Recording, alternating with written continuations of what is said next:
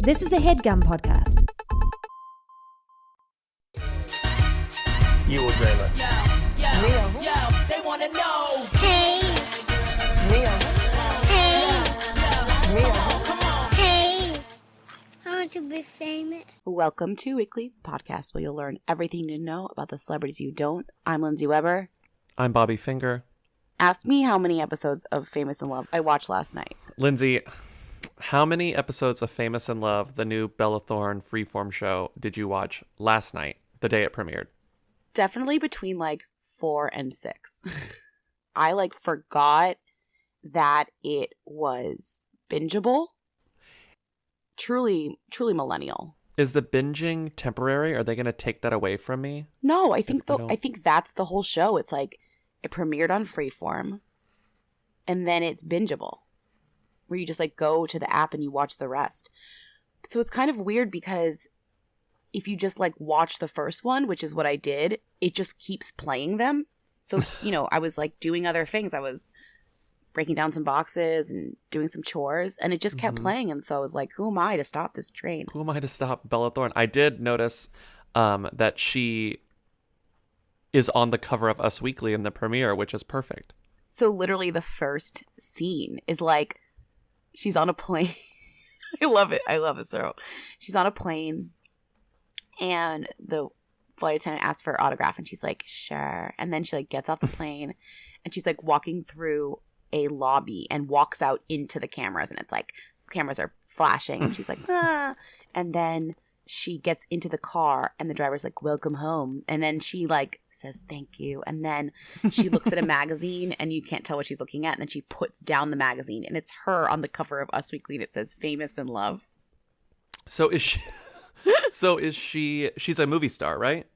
So it's she's a young movie star. It's so it's such a good fanfic. So it's a random girl in LA who lives with her two best friends who don't have a lot of money. La La One Land. is a That's La La screenwriter, Land. and one of them is a topless maid or something. I don't know what. Oh. It's she's hiding it from her, of course. She auditions for this random movie and gets it. Okay. And so it starts a little into the future, when she's already famous. Yeah. So Okay. she's this awkward girl who's famous, and she's in a love triangle between the guy that she lives with, her roommate, Whoa, and the star of the movie that she's in. This all sounds very familiar to me. It sounds a lot like my own life experiences. Yeah. And I feel like maybe the writer of this YA novel plagiarized my own memoir, which I had drafted. Are you going to sue? I might. That love triangle was pretty traumatic for me when I was filming that big movie a few years ago. It's just really funny because it involves so many. I mean, it's truly perfect for our purposes because there's so many parts where it involves people asking people who they are and what they do. Because there was a part, I put this on Twitter because I was dying, where at the end they go to the premiere of the movie and they come out of the car. She comes out of the car for the first time. It's an allusion to the beginning. And some guy, you hear some weird voiceover in the back that was recorded after everything else. Mm-hmm. Say, who are you? Who are you? Hey, who are you? Are you somebody? And I'm like, oh, it's me. I'm How's there. our girl in it? Is she good? Yeah. That's good. She's, Bella. it's really funny. A lot of it is based on the fact that she nails this first audition. So the believability of her being this amazing actress is really fun. A lot of this sounds like La La Land. Oh, yeah. My A grandmother in variation Paris. of La La Land. The nailed audition. I mean, But whatever. It's like La La Land backwards. I'm glad you enjoyed it enough to watch 4 to 6 episodes. I'm just saying, it's once you turn them on, you're just gonna, you can't, they just go. Binging is dangerous. Is there a naming convention to the episode titles? It's famous in rehearsals, famous at the premiere, famous at the something, or is it just?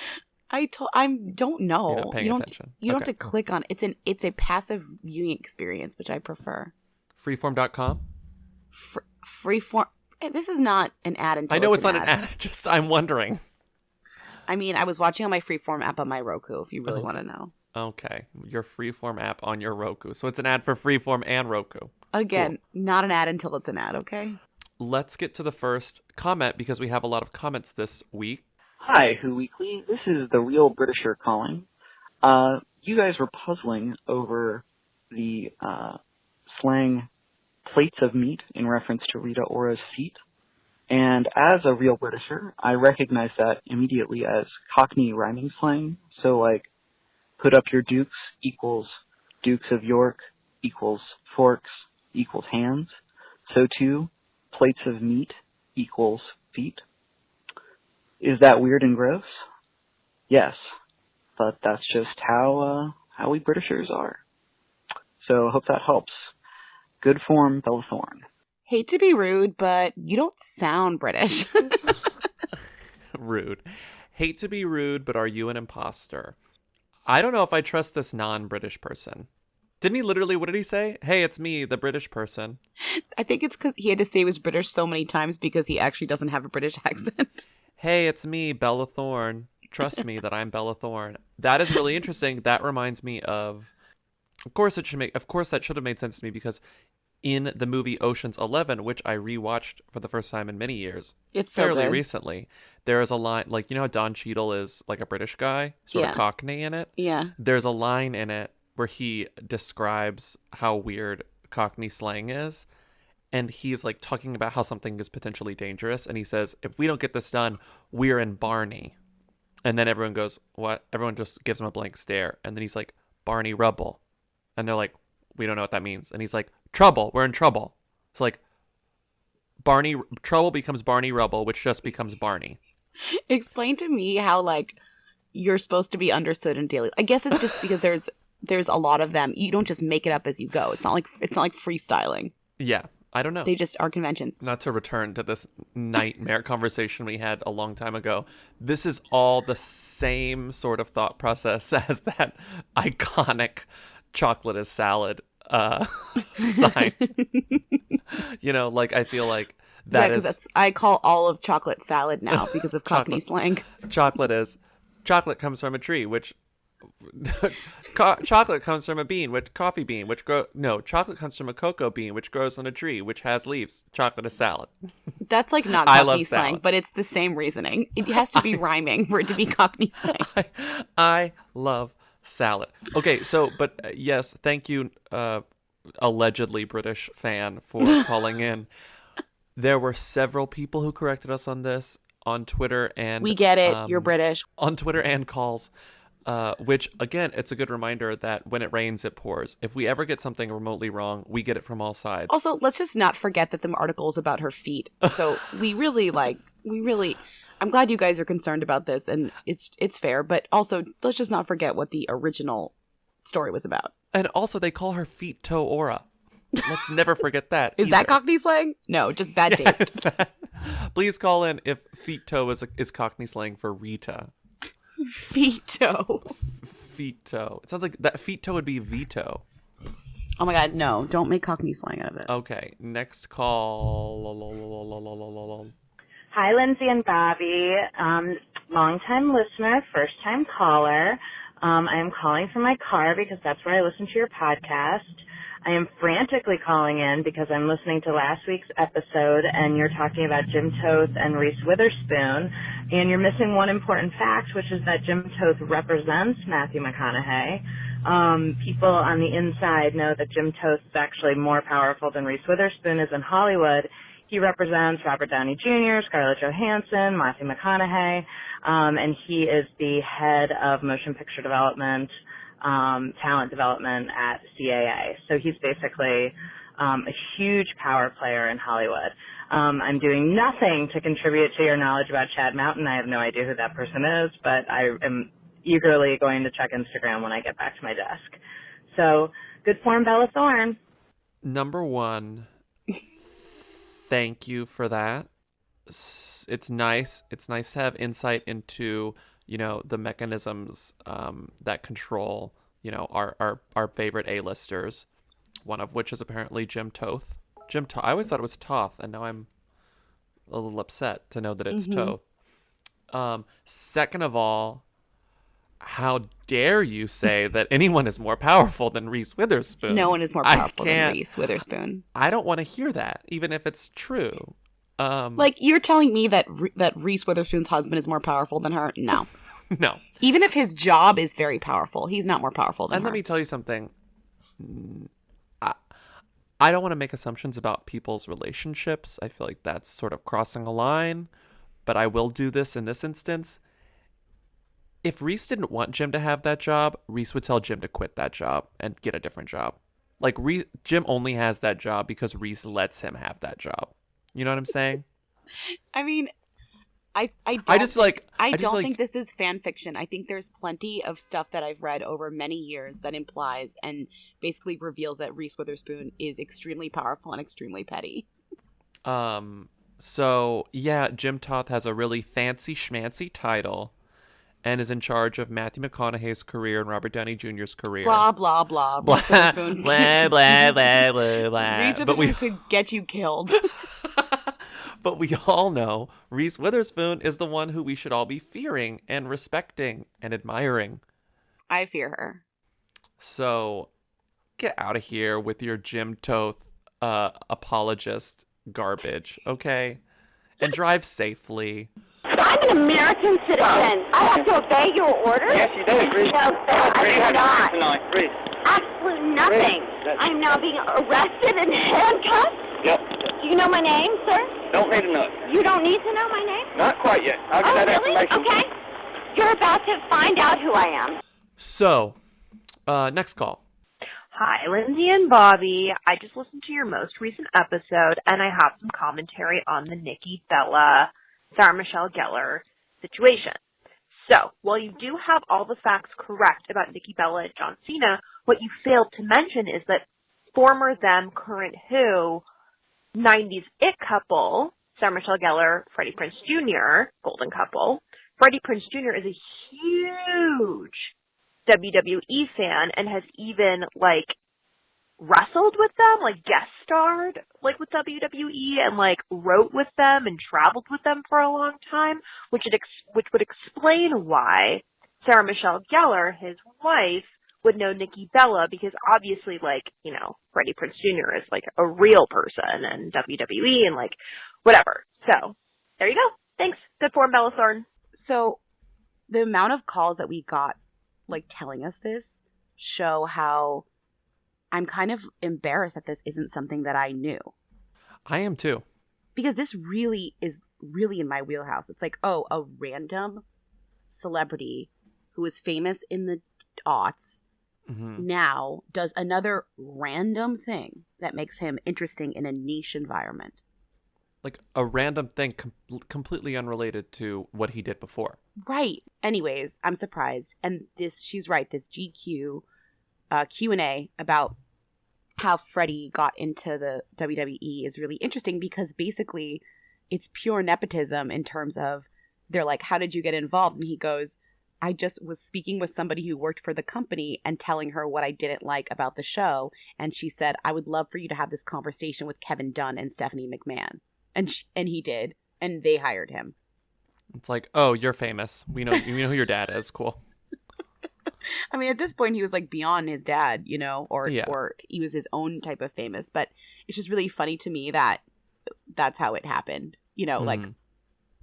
He just liked it. And so they were sure. And he talks about the fact that he was a fan through he has been a fan since childhood. Sure, that I believe. Yeah, that's pretty. I mean, I'm sure. It's just really funny that how he got into it was just he went someone at a party told them about wrestling and they were like, oh, you should talk to the president of wrestling or whatever. Just how things get done when you're famous.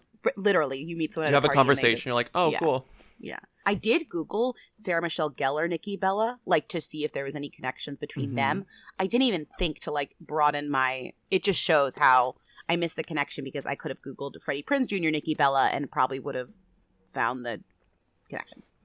Right. Always check the spouse. Always check the spouse, which is what we learned through Jim Toth. Oh my God. It all goes back to Jim Toth, the most powerful person in Hollywood. The most powerful person. I'm doing a jerk-off motion with my hand right now. The most powerful person in Hollywood. It's funny because we're not even being, I don't think we're even just We're just mad because how dare Reese Witherspoon be not the most powerful person in Hollywood. Yeah. And you know, we all know in like 2 weeks we'll have a new favorite most powerful person in Hollywood. That's how it goes. You know I respect you, but do I look like Seth Green to you? Huh? Do I look like Jeremy Piven? Huh? Don't even try to bully me. Sergeant Slaughter made a match last week, and I am not going to change it.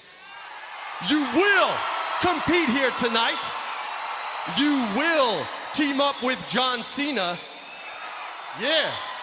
And you will face Jericho and the Big Show.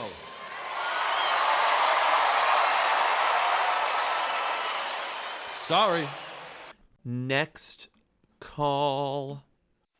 Hi, it's me. I feel like you guys probably had a couple calls about this, but you haven't said anything about the fact that Spidey is pregnant and that it's literally the greatest thing in the world.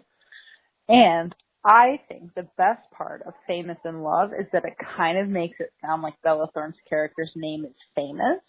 You know, like it could be like Jane in Love or like Lindsay in Love, you know, but like Famous in Love. Like, so she's famous and she's in love, or I don't know. I'm pretty high, so I thought that was funny. Okay, I'll call you guys tomorrow. Love you, bye. Wait, I'm sorry. Who's me? And does she call us every day? Wait, did she talk about... I missed the middle of this call. Did she mention Spidey being pregnant? Yeah, she called and she said, did you know, like, I'm sure you know this, but Spidey's pregnant. And then she gave the most amazing stoned thought about Famous in Love. First of all, hi, it's me is the best. Hi, it's me. She was like, call you tomorrow, bye, which is great because that's just how I feel like the relationship we have with most of our listeners, where it's like, like you're just your friend calling you and being like, I'll call you tomorrow, bye. Hi, it's me. So, like the very stoned version, like of Adele's song. Yes. Hi, it's me. Wow, are you ready to write like a gay parody on YouTube now? Is that like what this is? Listen, how dare you say I would ever write a gay parody for YouTube? Sounds like you're halfway there. I just like imagine what it would be like if I wrote a gay parody on YouTube. I would never actually do it. So speaking of gay parodies, really quickly, my favorite thing about gay parodies on YouTube is that a lot of them are actually titled like it would be like, Adele, hi, it's me, and then parentheses gay parody. Yeah, I know. I love when they're labeled gay parody, not even just parody. Anyway, yes. Sorry, I derailed this conversation. Spencer and Heidi, aka Spidey, are pregnant. They're expecting a baby. But let's be real, the most important part of that news is that they got on the cover of Us Weekly. Yes, of course. Do you think they're going to name their baby Us Weekly? I mean, I just feel like I've never seen Spencer more excited in the later half of his career than the double whammy of having a baby. He would appreciate this. Having a new baby in the family to pose with in photos and create content with and love, and getting on the cover of Us Weekly like it was nothing. I bet that was a nothing. Yeah. Exclusives out the door.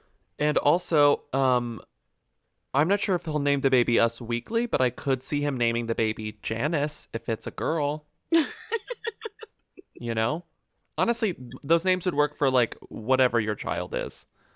Wow. Janice, Bonnie, whoever. Their child is going to be named Janice or Bonnie. You know what he's going to name his kid, I bet? Here's a guess. Kim Kardashian, boy or girl, full name. Kim Kardashian. I can't wait to see if when they do a baby shower. I hope Heidi exposes her tummy and then writes on her tummy, "What's in my belly?" ? Don't give them ideas. You're giving them ideas. You know what they could name their baby? Just Like Us. Ooh, just like us. Just like us, Pratt.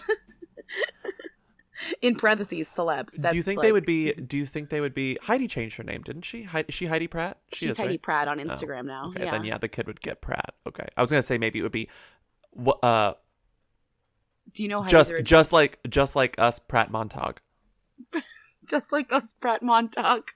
Oh, a beautiful name. Just like us, Pratt. Can't wait to meet your new child. Welcome to the world, just like us, Pratt. Spencer, if you're listening, we would love to attend your baby shower when and if you have one. We will bring the best if you gifts. use any of these baby names like Kim Kardashian. I just realized that Spencer would know better than to name his kid Kim Kardashian. He would name it Kylie Jenner. That's a very good observation. Like, that's he's way smarter. As we all know, he's way smarter than that joke. He would definitely not. He'd be like, no, I'd name it Kylie Jenner. I already know the comeback for that. Anyways, Spencer, congratulations. Heidi, congratulations. Heidi. Okay. She's the one carrying that thing. Heidi, congratulations. I bet they'll name their kid after like some sort of beautiful rock or something, like amethyst or calcite. Oh, that's true. Quartz. Opal Pratt.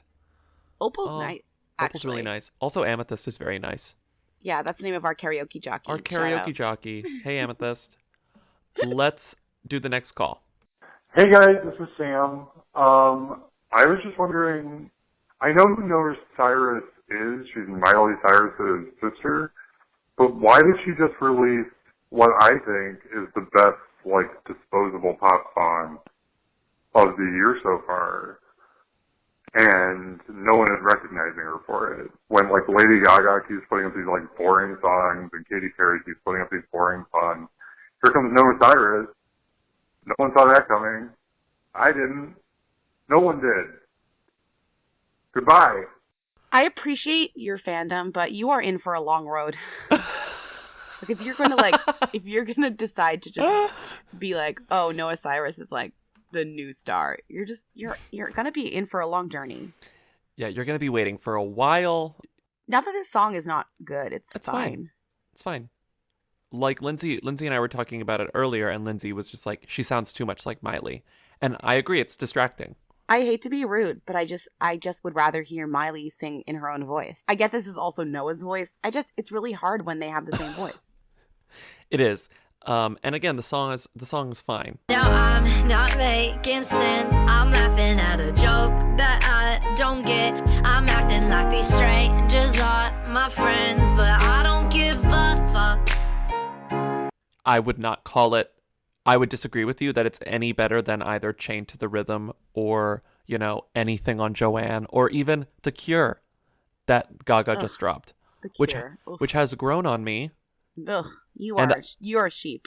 And I'm now living for it. No. To use that expression.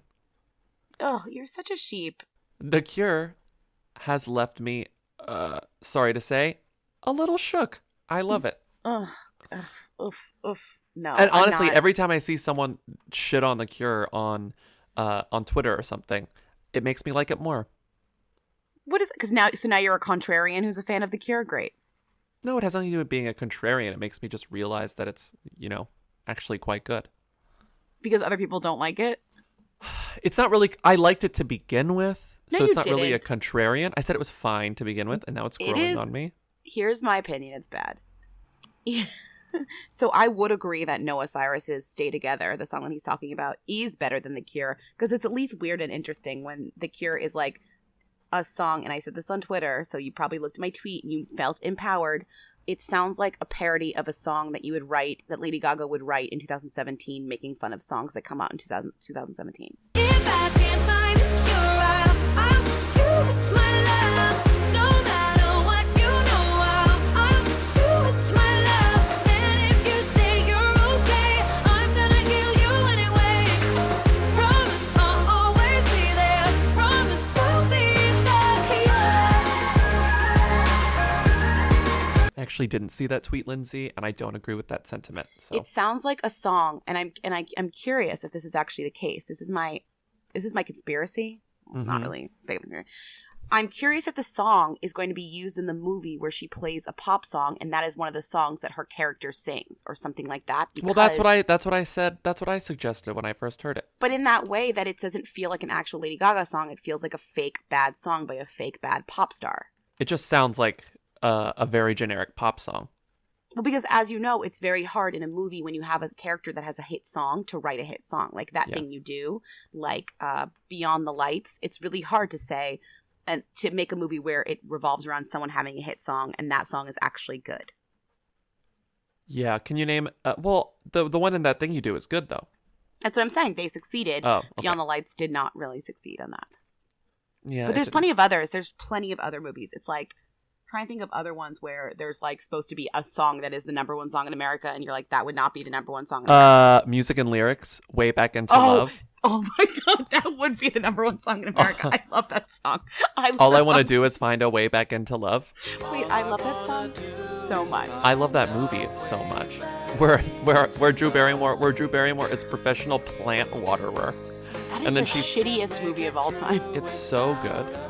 It's so shitty. Those old like 80s songs they write and make Hugh Grant like dance around like a Pop Goes My Heart. The most humiliating movie Hugh Grant's ever done, and that's saying something because he's done so many humiliating movies. Oh my god, he's absolutely charming in Music and Lyrics. I'm being completely genuine here. Music and Lyrics is a real treat, and I think he's very good in it.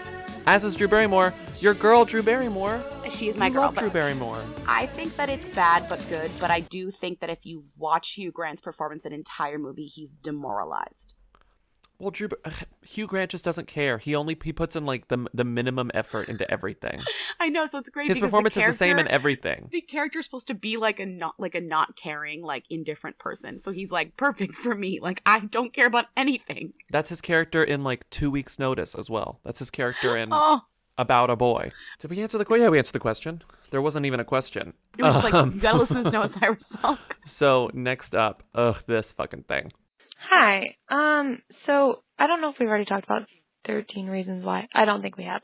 I listen to every episode. But, okay, so, you know, most of the people on the show were not famous before the show, except for, like, maybe Kate Walsh and Shades from That Thing You Do. But I was just scrolling through because they now keep showing up in my Explore page, and there's this one, Justin something or another. He's like one of the villains, aren't they all? And I was scrolling through, and he has this video, and he's talking, and then he gives this major shout out to Brazil because, you know, Brazil is loyal. Love that about them. And he painted his fingernails the Brazilian flag himself. And that just feels so hooey, and he's like thanking everyone for I don't know. It's just too much. I can't, I don't, there are no words. So yeah, this is the worst. Bye. I gotta say, one of the pitfalls of new stardom, you know, in like Titanic, where they're making fun of Kathy Bates or being new money. Yeah, of course, Lindsay. Of course, Okay, Frances Fisher. So one of the traps of new stardom is when you can tell that somebody is like way too into their Brazilian fandom. You know what I mean? Like, because everybody's first fans come from Brazil. Like, Brazil is on board with you the minute you appear in an Instagram video. They're early adopters.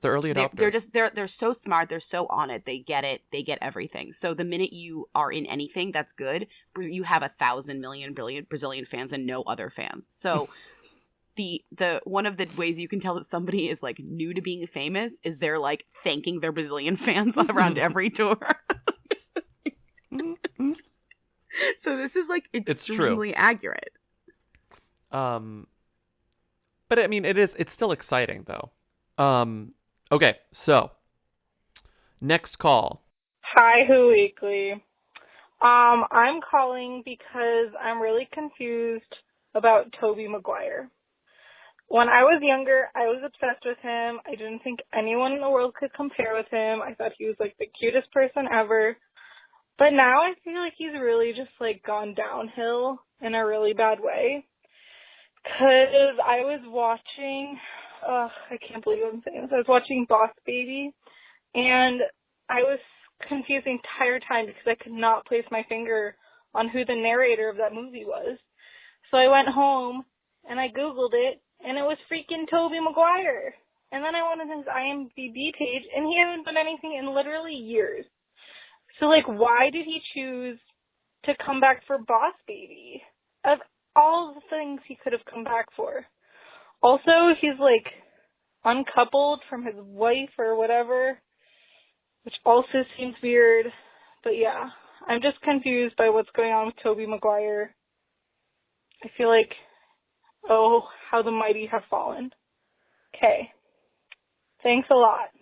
Good form, Bella Thorne. Bye. So that's really interesting. I did not know that he was in Boss Baby until this caller. And yes, Tobey Maguire stars as adult Tim / narrator. I love in it. The reveal The in this Boss call Baby. was so good. The lead up. You had to you literally were so desperate to call about Tobey Maguire that you had to reveal that you watched Boss Baby and then like went home and Googled Boss Baby. I'm just like, it's fun imagining you, even though I don't know what you look like. Like I'm just picturing you in a theater, just like racking your brain, looking so upset every time this Right. narrator starts talking. Like, why do I know this? Like, you can't even focus on this miracle of movie making that is Boss Baby because you're so preoccupied with figuring out who the Boss Baby narrator is. And how disappointing whenever you get home and it's just Tobey Maguire. Like, oh. I know, but I was listening. This is funny because I was listening to some like interview with Alec Baldwin, and they were talking about his career and all the things that he's done, which are impressive. And then at the end, like they said, thank you to Alec Baldwin. You can see him in Boss Baby. They literally had to like. It's just so sad. Like they just talked about all these amazing things he'd done, and then the end they had to literally say like, go. His latest thing to do with him is to go see Boss Baby. Hey man, like, this is great. Boss Baby is making so much money, so I know. good for I Alec. know, I know. But And it's good really, for Toby. But it's really funny. So you look at Tobey Maguire's IMDb page, and after the Spider-Man movies, he did that movie. Did you ever see Brothers with Natalie Portman and Jake Gyllenhaal? Then he was in this movie, The Details, which I didn't know about, and so I guess his sort of comeback-y movie was The Great Gatsby. Yes, but The Great Gatsby was not a true flop in the sense that it lost money because it was successful, but it was a flop in terms of it was like bad and not as good as people kind of hoped it would be. Like 3D movie from Baz Luhrmann. This is gonna be a big deal. It was not good. Remember but were you with me when I saw that in 3D? Yeah, opening remember night? how mad Oh, we yeah, were? Yeah, We were so mad. It was Oh so my late God. too. But it's really funny. He didn't do anything until he didn't do anything after that. But you know who did? Leonardo DiCaprio. So it's sort of like Leonardo DiCaprio, his BFF, Pussy Posse Forever. It's almost like this is probably a really stupid thing to say, but it's like once Leo started doing really, really well in this stage in his career, it's almost like the rest of the Pussy Posse didn't have to try anymore. Why? Because they could just like take a free ride on his plane. Well, like his success was enough for all of them. Like not even in terms of the money. Tobey Maguire has enough money. I'm sure Spider-Man made him rich forever. But like all these men sort of share a brain, you know? Like they share an ego. So the fact that their leader, Leonardo DiCaprio, has finally won his Oscar, is still making a lot of movies, is still doing well, is still like dating models. Like they're all living vicariously through him. So it's like they're okay because of it. I don't know. I mean, not to be whatever, but you mentioned this in your call, so I'm going to mention it back to you. It's very telling that Toby and his wife broke up because she is like a super connected jewelry designer. I think this came up before on our podcast. We've talked about her before, and she's like a child of a very, very, very, very influential Hollywood type When person. they broke up, this came up. I remember that. So it's just, that's interesting because he lost his like lifeline there in a way, and so he probably got even deeper into the Pussy Posse like ego and hanging out with like Leo is definitely a bad influence on whoever he hangs out with 100%. I saw a picture of him with Orlando Bloom at Coachella. Oh, yikes. And I was like, this is not good. Somebody call 911 on this party in advance. Well, also, I think if you look at this IMDb, I think that Toby had a really hard time transitioning from being like a young star into an adult star. Right. It just sounds like Tobey Maguire was like this wunderkind. Is that I hate that word. Wunderkind who didn't translate to meaty adult roles. I think he'll keep acting. They won't be like he was a leading man as a teen or a young 20-year-old. He can't be a leading man as a 30-something, 40-something. Yeah, and he's good. I mean, fine. I don't know, he's good. He was the best Spider-Man, right? Can we like say that for sure? Oh, I think so. Okay. Not that we've seen. He's better than Andrew Garfield. I did not like those Spider-Man movies. For sure. I mean, for sure. And Spider-Man 1 and Spider-Man 2 were like so high school to me that I'm just like, oh yeah, like I remember seeing these movies as a teen and loving them.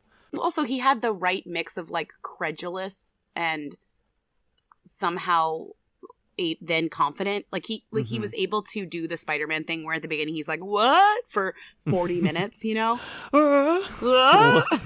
That's sort of his like eternal personality. Also, Pleasantville. I love Pleasantville. No, I think Tobey Maguire, I mean, Cider House Rules, there's a lot here. So, is that it for today? Yeah. Yeah, we are done. So, I guess we'll see you on Monday. Rate and review us on iTunes. We've been getting a lot of great reviews of Tinashe's Flame on iTunes. This is by Erica Hasink.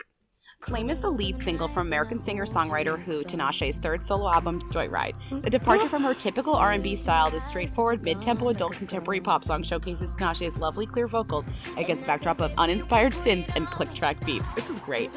This song would fit into any of the Spice Girls solo releases, but don't take that as an insult. This catchy little number is truly more than some of its parts. You'll find yourself singing along next time you hear it, likely at the grocery store or at the dentist. Look out, Rita, Tinashe's coming for you. And then I love this one from commenter Meghan Markle. Great pseudonym here. This one is titled Banger, all caps. And the review is, this song is so good. I honestly didn't think Tinashe could do better than Super Love, but this song blows it out of the water. Hard. 5 stars. And then this one, oh my god, Nick Zano fan. If I had to listen to one thing for the rest of my life, it'd be Tinashe's Flame. Who Weekly would be a close second, though. Oh, thank you. Had to leave that in. Imagine if all you listened to in your life were Flame and Who Weekly. You would be in a padded cell in, 2 days. They would lock you up. Anyways, thank you for your amazing reviews of Tinashe's Flame. And thank you, Tinashe, for releasing Flame. And yes. We will see you next Monday. Yeah. Have a good weekend. Bye. You will dream it. Yo, they wanna know. Hey, hey, Come on. hey. I want to be famous. I don't want to make assumptions about people's relationships. I feel like that's sort of crossing a line, but I will do this in this instance. If Reese didn't want Jim to have that job, Reese would tell Jim to quit that job. That was a HeadGum podcast.